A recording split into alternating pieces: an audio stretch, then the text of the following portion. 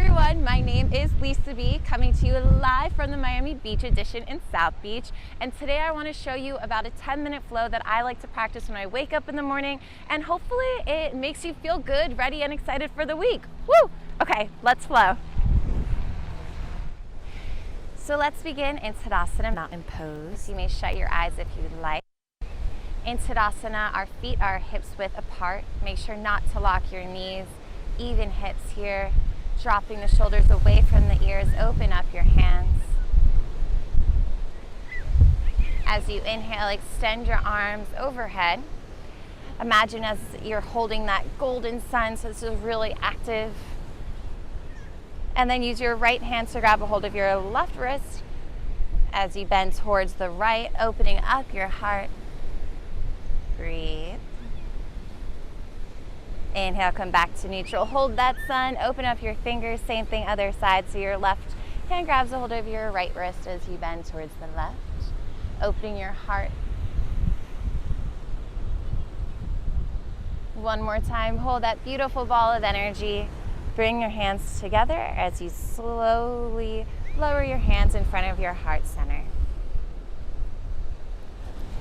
And let's flow, starting with Surya Namaskar A, which is a sun salutation. So we begin in Tadasana Mountain Pose like we just did. Firmly press your feet into the mat as you lift your hands overhead, bringing your gaze towards your fingertips. As you exhale, shift your hips to the back of the room as you begin to fold. If your hands don't touch the floor, no problem at all. You can use two blocks or your hands can rest against your legs here. Inhale halfway, your gaze is towards the horizon. Notice how my back is flat, or hopefully it's flat. That's what we try going for. And then exhale, let's bring our right leg to the back, left leg meets it in plank pose. In plank and down, and the same thing as downward dog, you want your wrists to be underneath your shoulders. And then see if you can shift your body a few inches forward, bend the elbows 90 degrees as you find your way to Chaturanga. Firmly press your feet into the mat, making your way to upward dog. Your knees, your thighs are lifted, dropping those shoulders, lifting your heart. Exhale, shift the hips to the back of the room, downward dog. In downward dog, you want to see how high you can get your hips as your gaze is towards your belly. Maybe shake your head yes and no a few times. You can pedal at your feet, that might feel nice.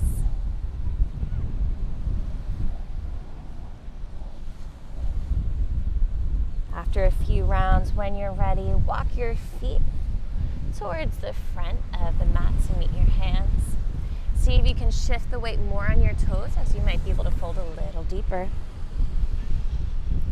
Press your feet into the mat as we rise, lifting our arms overhead, bringing your gaze towards your fingertips.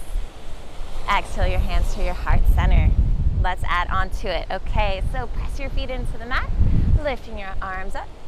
Exhale, swan dive. Inhale halfway, and this time you can jump or float back to Chaturanga or step back like we did earlier. If you're jumping, you want to make sure you bend your elbows at the same time, landing in Chaturanga. Inhale, upward dog. Exhale, downward dog. Lift your right leg up, three-legged dog. You want to try having even hips here. And then bringing your right knee towards your nose as we hold for 5, 4, 3, 2, 1. With as slowly as you can, see if you could bring your right foot in between your hands. It's definitely harder when you go slower. As you find your way into a high lunge, make sure to engage the back leg to see if you can lift even higher. And notice how I'm hyperextending my back, which is not good. So to compensate, let's just drop that tailbone, bring your belly inward. Breathe. Open up to Warrior 2. In Warrior 2, you want your knee over your second and third toe. Your arms are parallel to the ground, shoulder blades wide. Next, flip your palm and reverse your warrior. Your gaze is at your right palm. And then bring your right forearm towards your right thigh here for extended side angle. You want to extend your left arm straight up towards the sky and then turn your left palm down to face your head. Open your heart even more towards the sky. And then I like to imagine as if I'm outlining the sun here, so moving to that reverse warrior we just did. And then flow back to extended side angle. And flow within these two poses a few times. Let's do it 3, moving at your own pace. Breathe.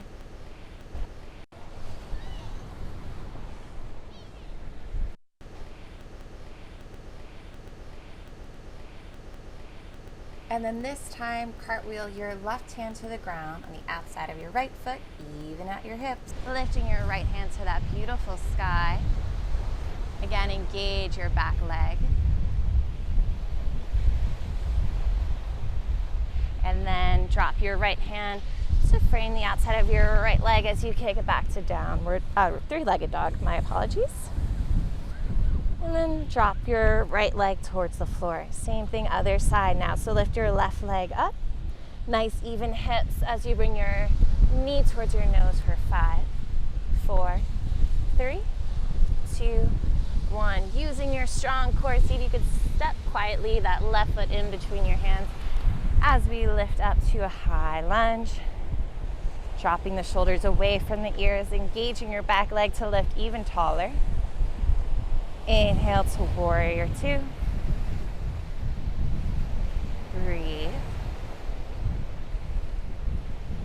And then reverse to your warrior.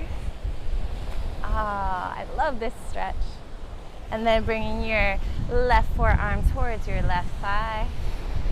And then imagine as if you're framing the sun. And this gentle flow to wake you up.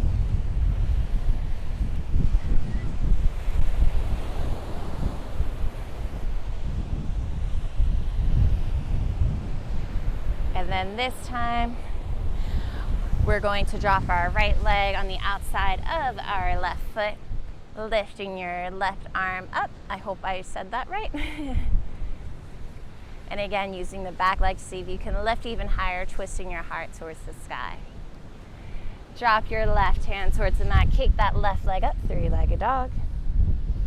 And then your left leg, drop it down to downward dog.